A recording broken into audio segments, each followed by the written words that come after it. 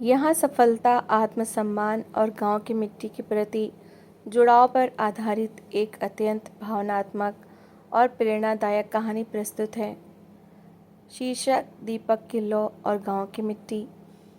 मध्य प्रदेश के एक छोटे से गांव मणिपुर की शाम बड़ी शांत और शीतल हुआ करती थी। ढलते सूरज की नारंगी किरणें जब पक्के मकानों की छत और कच्चे मकानों की खपरेल पर पड़ती तो ऐसा लगता मानो पूरा गांव सोने की चादर ओढ़कर सोने की तैयारी कर रहा हो। गांव के एक छोटे से कच्चे घर के आंगन में 55 वर्षीय मास्टर रामदीन अपनी लकड़ी की बेंच पर बैठे थे। वो पिछले 30 सालों से गांव के सरकारी प्राथमिक विद्यालय में शिक्षक थे। उनके चेहरे पर समय के साथ आई झुर्रियाँ ज़रूर थीं, लेकिन उनकी आंखों में एक अलग ही सौम्यता और चमक थी। अरे मास्टर साहब, चाय पी लो। रसोई से उनकी पत्नी सीता देवी एक पीतल की गिलास में गर्म चाय लेकर बाहर आईं। रामदीन ने चाय का गिलास लिया और एक घूंट भरते हुए सामने बरगद के पेड़ को देखने लगे। क्या सोच रहे हैं मास्टर साहब? फिर से शहर की बात? सीता ने पास पड़ी खटिया पर बैठते हुए पूछा। रामदीन ने गहरी सांस ली और मुस्कुराए। सीता, सोच रहा था कि समय कितनी जल्दी बीत जाता है। कल तक जो हमारे घर का आंगन दीपक की किलकारियों से गूंजता था, आज वही दीपक कितनी दूर पहुंच गया है। लेकिन खुशी इस बात की है कि उसने हमारी कभी किसी बात का मान नहीं तोड़ा। दीपक मास्टर रामदीन और सीता देवी का इकलौता बेटा था। दीपक बचपन से ही बहुत होनहार और शांत स्वभाव का लड़का था। उसने गांव की टूटी फूटी छतों वाले स्कूल से अपनी शुरुआती पढ़ाई की थी। वो दिए की रोशनी में पढ़ता था और अक्सर रात को अपनी माँ से कहता, माँ, एक दिन देखना, मैं बड़ा अफसर बनूंगा और अपने गांव का नाम रोशन करूंगा। दीपक ने अपनी मेहनत के दम पर इंजीनियरिंग की परीक्षा पास की और फिर शहर चला गया। उसने अपनी बुद्धिमत्ता से एक बहुराष्ट्रीय कंपनी में बहुत ऊंचे पद पर जगह बनाई। आज वो बेंगलोर में एक बड़ी कंपनी का रीजनल हेड था। कई लोग गांव में रामदीन मास्टर को कहते थे, मास्टर साहब, बेटा शहर गया है, बड़े बड़े लोगों में उठता बैठता है, देखना एक दिन तुम्हें और गांव को भूल जाएगा। लेकिन रामदीन हमेशा मुस्कुराकर कहते, मैंने अपने बेटे को सिर्फ किताबें नहीं पढ़ाई, उसे संस्कार दिए हैं, और जिसकी जड़ें मजबूत होती हैं वो पेड़ हवा के किसी भी थपेड़े से नहीं उखड़ता। मणिपुर गांव यूँ तो बहुत सुंदर था, लेकिन वहाँ एक बहुत बड़ी समस्या थी, रोजगार और शिक्षा का अभाव। गांव के जितने भी नवयुवक थे वो थोड़ा बहुत पढ़ते और 18-20 साल की उम्र होते ही काम की तलाश में पास के शहरों या दिल्ली मुंबई जैसे महानगरों की ओर पलायन कर जाते। गांव में सिर्फ बुजुर्ग, महिलाएं और छोटे बच्चे रह जाते थे। जो युवक गांव में रुकते वो सही मार्गदर्शन न मिलने के कारण या तो हताश हो जाते या फिर बुरी आदतों में पड़कर अपना जीवन बर्बाद कर लेते थे। मास्टर रामदीन जब रिटायरमेंट के करीब पहुंच रहे थे, उनका मन दुखी हो जाता। वो देखते कि जिस स्कूल में वो पढ़ाते हैं वहाँ से बच्चे 8वीं पास करने के बाद आगे पढ़ने के लिए 15 किलोमीटर दूर जाने में असमर्थ होकर पढ़ाई छोड़ देते हैं। लड़कियों की तो और भी बुरी हालत थी, उनकी शादी कम उम्र में ही कर दी जाती थी। एक दिन गांव के सरपंच शिवनाथ जी मास्टर रामदीन के पास आए। मास्टर साहब, चिंता की बात है। हमारे गांव का राजू जो पिछले साल 10वीं में प्रथम आया था, उसने पढ़ाई छोड़ दी और शहर में एक ढाबे पर बर्तन धोने चला गया। उसका बाप बीमार है, घर में खाने को दाने नहीं हैं। शिवनाथ जी ने हताश होकर कहा। रामदीन मास्टर का दिल बैठ गया। उन्होंने चाय का गिलास नीचे रखा और बोले, शिवनाथ जी, जब तक हमारे गांव में हुनर को निखारने का कोई साधन नहीं होगा और जब तक हमारे बच्चे अपनी क्षमता को नहीं पहचानेंगे, तब तक ये पलायन नहीं रुकेगा। गरीबी इंसान से बहुत कुछ करवाती है, लेकिन सही शिक्षा और मार्गदर्शन ही इस गरीबी का पक्का इलाज है। लेकिन मास्टर साहब, हम गरीब गांव वाले कर भी क्या कर सकते हैं? सरकार से गुहार लगाई, पर कागजी कार्रवाई में साल बीत जाते हैं, सरपंच ने कहा। रामदीन मास्टर ने खिड़की से बाहर देखा और मन ही मन एक संकल्प लिया। उन्होंने ठान लिया कि वो अपनी जीवन भर की जमा पूंजी का उपयोग गांव के बच्चों के लिए कौशल विकास एवं शिक्षा केंद्र खोलने में करेंगे। कुछ ही दिनों बाद बेंगलोर से दीपक का फ़ोन आया। प्रणाम पिताजी। प्रणाम माँ। दीपक की आवाज़ में हमेशा की तरह वही आदर और मिठास थी। सदा सुखी रहो बेटा, बताओ सब कुशल मंगल। रामदीन ने फ़ोन पर कान से लगाते हुए कहा, पिताजी एक बहुत बड़ी खुशखबरी है। कंपनी ने मुझे इस साल का बेस्ट लीडर अवार्ड दिया है और साथ ही मुझे अगले महीने प्रमोशन देकर कंपनी के हेडक्वार्टर यानी अमेरिका भेजने का फैसला किया है। दीपक ने उत्साह से बताया। सीता देवी जो पास ही खड़ी थीं खुशी से झूम उठी। अरे वाह दीपक, तू तो सच में 7 समंदर पार जाएगा। लेकिन रामदीन मास्टर थोड़ी देर के लिए शांत हो गए, फिर बोले, बेटा ये तुम्हारी कड़ी मेहनत का फल है। मुझे तुम पर बहुत गर्व है, लेकिन तुम कब आ रहे हो? पिताजी मैं अगले हफ्ते गांव आ रहा हूँ। कुछ दिन आपके पास रहूँगा और वहीं से अमेरिका जाने की तैयारी करूँगा। दीपक ने कहा। 1 हफ्ते बाद गांव के मुहाने पर एक बड़ी काली गाड़ी आकर रुकी। गाड़ी से 28 साल का दीपक उतरा। साफ सुथरे कपड़े, आंखों पर चश्मा और चेहरे पर एक आत्मविश्वासी मुस्कान। गांव के लोग उसे देखने के लिए जमा हो गए। जो लोग कभी कहते थे कि मास्टर का लड़का शहर जाकर बदल जाएगा, वो भी आज दीपक को देखकर गर्व महसूस कर रहे थे। दीपक ने गाड़ी से उतरते ही गांव की धूल को छूकर अपने माथे से लगाया और गांव के बड़े बुजुर्गों के पैर छूकर आशीर्वाद लिया। घर पहुंचकर उसने अपनी माँ के हाथ की बनी बाजरे की रोटी और कढ़ी खाई। रात के समय जब गांव में सन्नाटा पसर गया, दीपक और मास्टर रामदीन आंगन में खाट पर लेटे तारों भरे आसमान को देख रहे थे। दीपक, रामदीन मास्टर ने धीमी आवाज़ में कहा, जी पिताजी, तुम अमेरिका जा रहे हो, बहुत अच्छी बात है, लेकिन क्या तुमने कभी पीछे मुड़कर देखा है कि तुम्हारा ये गांव आज किस मोड़ पर खड़ा है? दीपक सीधा होकर बैठ गया। पिताजी मैं समझा नहीं। रामदीन मास्टर ने गांव के बच्चों के पलायन, गरीबी और राजू जैसे होनहार बच्चों के ढाबे पर काम करने की पूरी बात सुनाई। उन्होंने अपना सपना भी बताया कि वो अपनी पेंशन और बची हुई जमा पूंजी से गांव में एक छोटी सी डिजिटल लाइब्रेरी और ट्रेनिंग सेंटर खोलना चाहते हैं ताकि गांव के युवाओं को बाहर न जाना पड़े। दीपक ध्यान से अपने पिता की बात सुन रहा था। उसने देखा कि उसके पिता की आंखों में अपने लिए कोई लालच नहीं था। वो केवल दूसरों के भविष्य को संवारने के लिए चिंतित थे। दीपक ने कहा, पिताजी आपकी जमा पूंजी बहुत छोटी है। एक अच्छा सेंटर बनाने में लाखों रुपए लगेंगे। आप चिंता मत कीजिए, मैं आपको अमेरिका से पैसे भेज दिया करूँगा।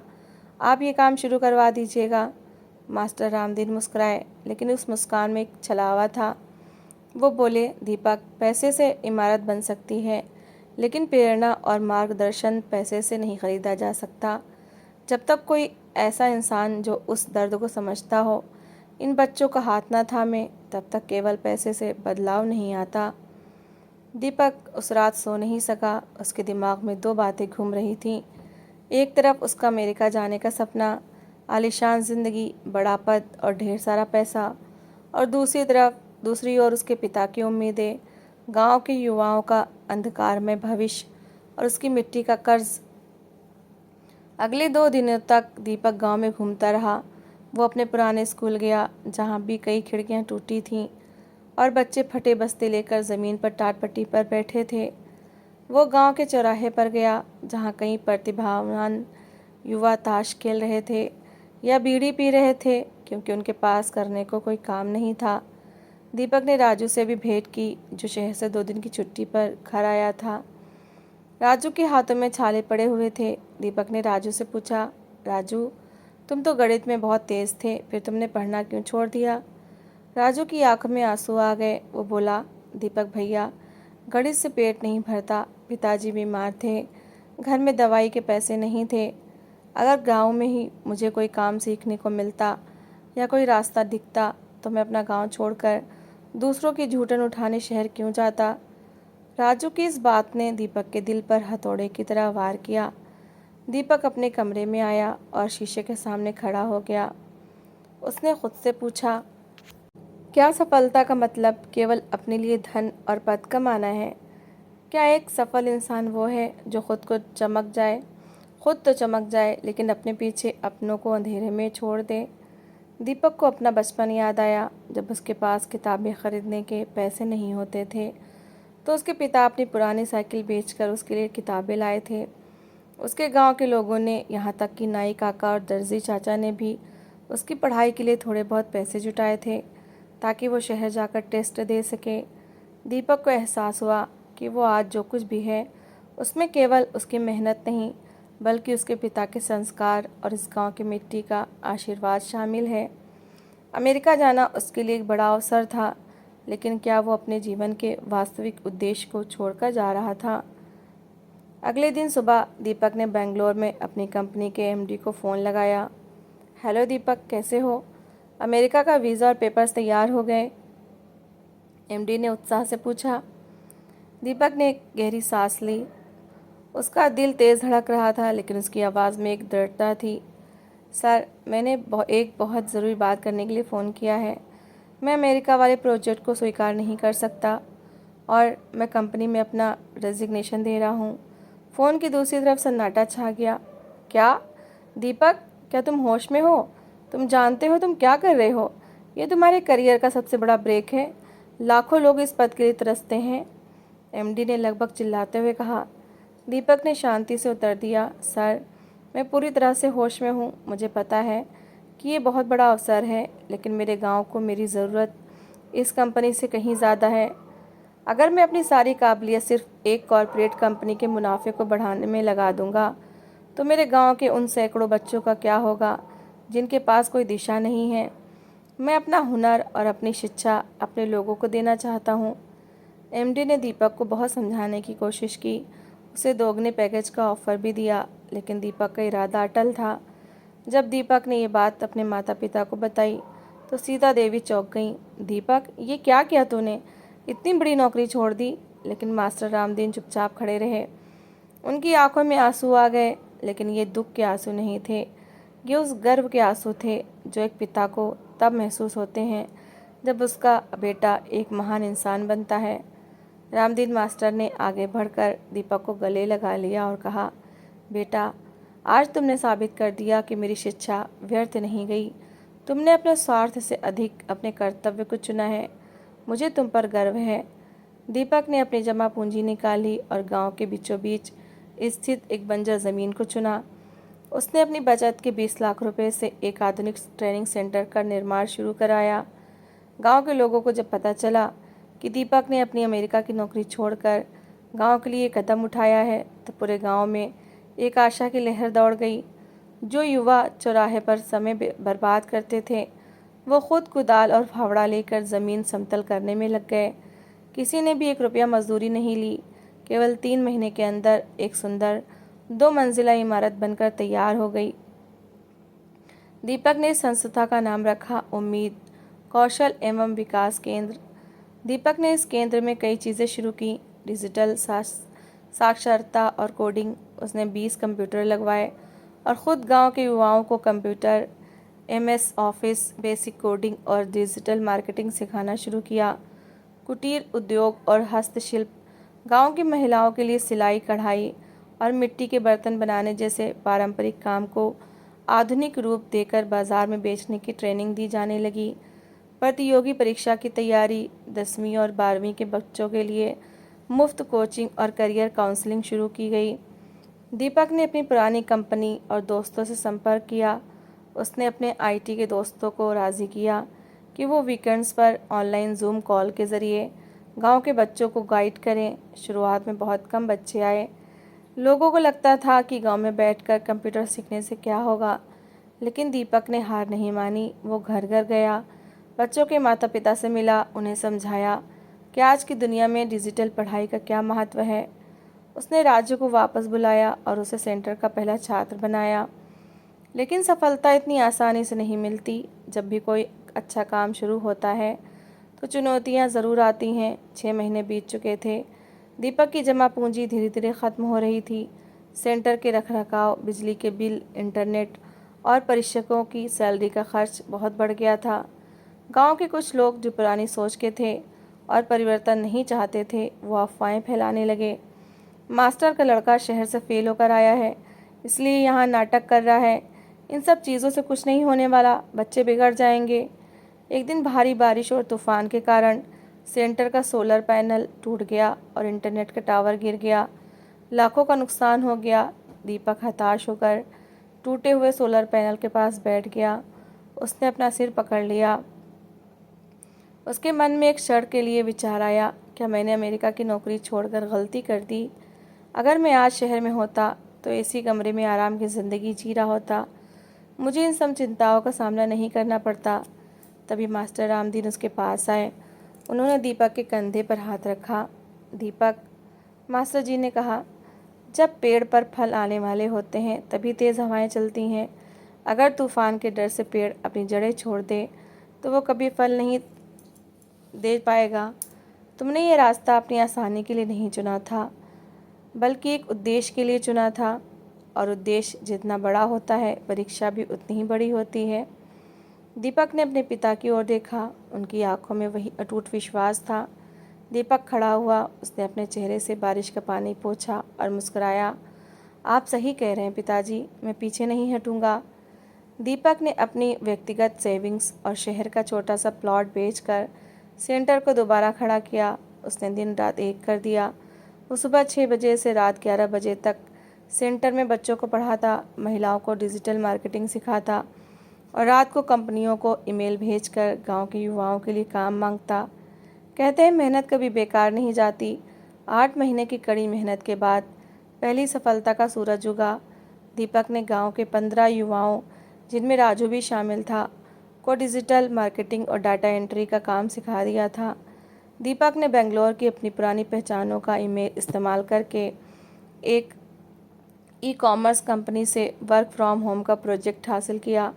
अब राजू और उसके साथी गांव में ही बैठकर कंप्यूटर पर काम करते और महीने के 15 से 20 हज़ार रुपये कमाने लगे। जब राजू को उसकी पहली तनख्वाह मिली तो वो सीधे मास्टर रामदीन और दीपक के घर गया। उसने अपनी पूरी तनख्वाह मास्टर रामदीन के पैरों पर रख दी और फूट फूट कर रोने लगा। भैया, मास्टर साहब, आज अगर आप ना होते तो मैं शहर के किसी ढाबे पर बर्तन धो रहा होता। आज मैं अपने घर में बैठकर अपने बीमार बाप का इलाज भी करवा रहा हूँ और अपनी पढ़ाई भी पूरी कर रहा हूँ। आपने मेरी ज़िंदगी बदल दी, राजू ने कहा।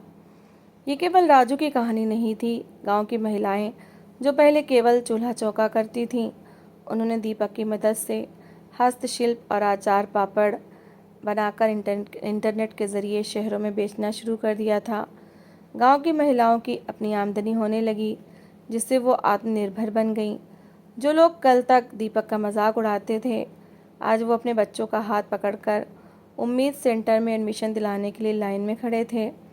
गांव में आए इस अद्भुत परिवर्तन की खबर धीरे धीरे आसपास के इलाकों में फैलने लगी। मणिपुर अब सिर्फ एक पिछड़ा गांव नहीं रह गया था। ये भारत का पहला ऐसा गांव बन रहा था जहां के युवा गांव में ही रहकर राष्ट्रीय और अंतर्राष्ट्रीय कंपनियों के लिए काम कर रहे थे। पलायन पूरी तरह से रुक गया था। जो युवा शहर गए थे वो भी वापस लौटकर अपने गांव में काम करने लगे थे। 2 साल बाद राज्य सरकार को जब मणिपुर की इस डिजिटल क्रांति और सामाजिक बदलाव के बारे में पता चला तो राज्य के मुख्यमंत्री ने खुद गांव का दौरा करने का फैसला किया। गांव को दुल्हन की तरह सजाया गया। मुख्यमंत्री का हेलीकॉप्टर जब मणिपुर में उतरा तो पूरा गांव तालियों की गूंज से भर गया। मुख्यमंत्री उम्मीद केंद्र गए। उन्होंने कंप्यूटर पर काम कर रहे गांव के बच्चों से बात की, महिलाओं के बनाए जैविक उत्पादों को देखा और दीपक की लगन की भूरी भूरी प्रशंसा की। गांव के मुख्य मैदान में एक बड़ा समारोह आयोजित किया गया। मुख्यमंत्री ने मंच पर आकर कहा, आज के दौर में जब लोग थोड़े से पैसे और आराम के लिए अपनी जड़ों को भूल जाते हैं, अपनी मातृभूमि को छोड़कर विदेशों में बस जाते हैं, वहीं दीपक जैसे युवा भी हैं जो अपनी करोड़ों की नौकरी छोड़कर अपने गांव के अंधेरे को दूर करने के लिए दिया बनते हैं। दीपक ने साबित कर दिया है कि अगर नीयत साफ हो और इरादे सच्चे हों तो गांव को भी शहर से बेहतर बनाया जा सकता है। मुख्यमंत्री ने दीपक को राज्य युवा रत्न पुरस्कार से सम्मानित किया और घोषणा की कि सरकार दीपक के इस उम्मीद केंद्र के मॉडल को पूरे राज्य के 500 गांवों में लागू करेगी और इस पूरे प्रोजेक्ट का हेड दीपक को बनाया जाएगा। साथ ही सरकार ने उम्मीद केंद्र को 1 करोड़ रुपए की अनुदान राशि देने की घोषणा भी की। समारोह खत्म होने के बाद शाम को जब सब लोग चले गए तो दीपक मंच पर अकेला बैठा था। उसके हाथ में पुरस्कार की ट्रॉफी थी। मास्टर रामदीन और सीता देवी धीरे धीरे चलकर उसके पास आए। दीपक खड़ा हुआ और उसने वो ट्रॉफ़ी अपने पिता के हाथ में थमा दी। पिताजी, ये पुरस्कार मेरा नहीं, आपकी दी हुई शिक्षा और संस्कारों का है। अगर उस दिन आपने मुझे गांव के दर्द का एहसास न कराया होता तो आज मैं अमेरिका के किसी कोने में सिर्फ एक मशीन की तरह काम कर रहा होता। लेकिन आज जो सुकून मुझे इन बच्चों के चेहरे की मुस्कान देखकर मिलता है, वो सुकून मुझे दुनिया के किसी भी कोने में या करोड़ों रुपयों से भी नहीं मिल सकता था। मास्टर रामदीन ने दीपक के सिर पर हाथ रखा और भावुक होकर बोले, बेटा, दुनिया में दो तरह के लोग होते हैं। एक वो जो रोशनी की तलाश में भटकते रहते हैं और दूसरे वो जो जहाँ खड़े होते हैं वहीं दिया बनकर रोशनी फैला देते हैं। तुमने आज सिर्फ मेरा सिर ऊंचा नहीं किया, बल्कि तुमने ये साबित कर दिया कि असली सफलता ये नहीं है कि आप कितने ऊंचे पद पर पहुंचते हैं, बल्कि असली सफलता ये है कि आप अपने साथ कितने लोगों को ऊंचा उठाते हैं।